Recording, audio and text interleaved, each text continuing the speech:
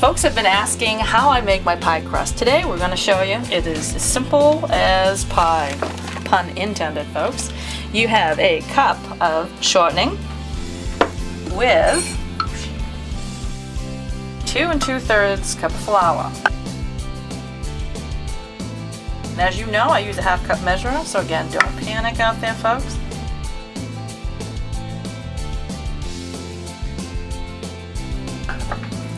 Take our trusty fork and just knead that in there right on top of the shortening.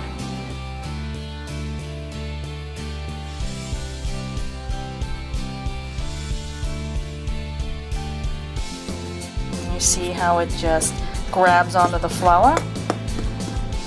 And get that so the chunks are smaller, like little pebble size, I suppose. Okay, so what I have here, after I get that all done, is that I've taken about 8 to 10 tablespoons of water. Put that right in there. Mix it up.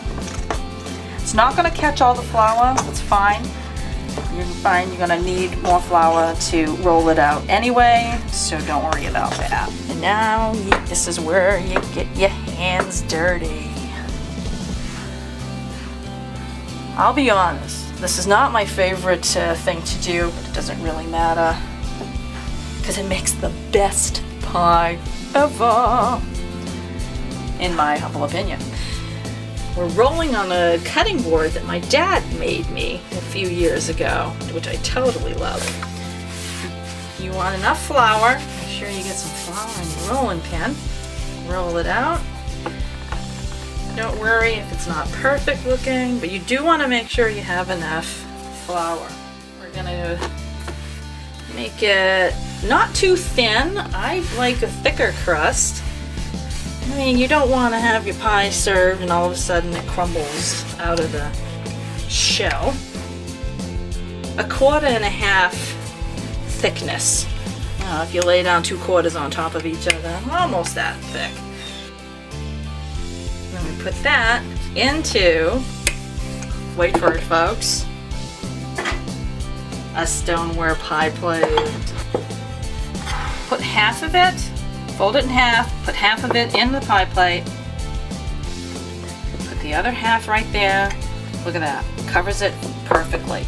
And the reason we didn't use all of the pie crust is because we have to put the ingredients in and then we put another pie crust on top. As you can see, I've already done the top part of the shell.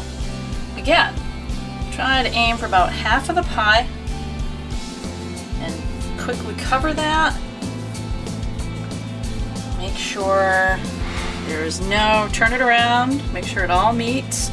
Now you can do it however you want. I sort of, first of all, I kind of roll and fold. So, don't want too much, but I sort of do a roll fold. That way I'm getting the bottom crust in with the top crust. I'm going to keep it simple today and use the old-fashioned method of just sealing the crust with a fork, and that's how you get your nice little ridge. Make sure there are some nice holes so it gets to breathe. This is something that I add. I get a little cream, not too much, spread it over that. That will make your pie crust nice and light golden brown. And then we just put it in the oven. And that's how you make the perfect pie crust.